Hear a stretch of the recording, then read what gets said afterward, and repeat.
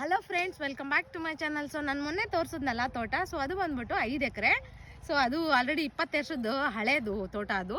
So ಇದು ಇನ್ನೊಂದು ಪಕ್ಕದಲ್ಲೇ ಇದೆ ನಮ್ಮದು ಇನ್ನೊಂದು ಹೊಸ ತೋಟ. ಇದು ಬಂದ್ಬಿಟ್ಟು 4 ವರ್ಷ ಆಯಿತು.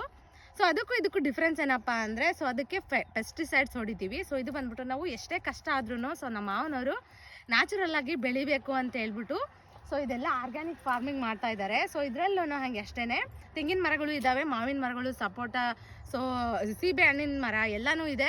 ಸೊ ಇದರಲ್ಲಿ ನಾವು ಸ್ಟಾರ್ಟಿಂಗಲ್ಲಿ ಸೊ ಮಾವಿನ ಮರ ಗಿಡಗಳು ಹಾಕ್ಬಿಟ್ಟು ತುಂಬ ಸಲ ಕಿತ್ತು ಮತ್ತೆ ಹೊಸದಾಗಿ ಹಾಕಿರೋದು ಇದೆ. ತುಂಬ ಕಷ್ಟಪಟ್ಟಿದ್ದಾರೆ ಈ ಹೊಲಕ್ಕೋಸ್ಕರ. ಯಾಕೆಪ್ಪ ಅಂದರೆ ಸೊ ನ್ಯಾಚುರಲ್ ಆಗಿ ಬೆಳಿಬೇಕು, ಆರ್ಗ್ಯಾನಿಕ್ ಆಗಿ ಬೆಳಿಬೇಕು ಅಂತ ಹೇಳ್ಬಿಟ್ಟು. ಸೊ ಈ ಡೀಟೇಲ್ಸ್ ನಿಮಗೆ ಫುಲ್ ವೀಡಿಯೋ ಬೇಕಂತಂದರೆ ನಾನು ಚಾನಲಲ್ಲಿ ಲಿಂಕ್ ಇಟ್ಟಿರ್ತೀನಿ, ಕೆಳಗಡೆ ಓಪನ್ ಮಾಡಿ ನೋಡಿ. ಸೊ ಹಂಗೆ ಈಗ ನನ್ನ ವಿಡಿಯೋ ನಿಮ್ಗೆ ಇಷ್ಟ ಆದಮೇಲೆ ಸೊ ಪ್ಲೀಸ್ ಫ್ರೆಂಡ್ಸ್ ಸಬ್ಸ್ಕ್ರೈಬ್ ಮಾಡೋದನ್ನು ಮರಿತಾ ಇದ್ದೀರಾ. ಪ್ಲೀಸ್ ಒಂದು ಸಬ್ಸ್ಕ್ರೈಬ್ ಮಾಡ್ಕೊಳ್ಳಿ. ಯಾಕಂಗೆ ಮಾಡ್ತೀರಾ, ಹಂಗೆ ಒಂದು ಲೈಕ್ ಕೂಡ ಮಾಡಿ, ಶೇರ್ ಮಾಡಿ. Thank you.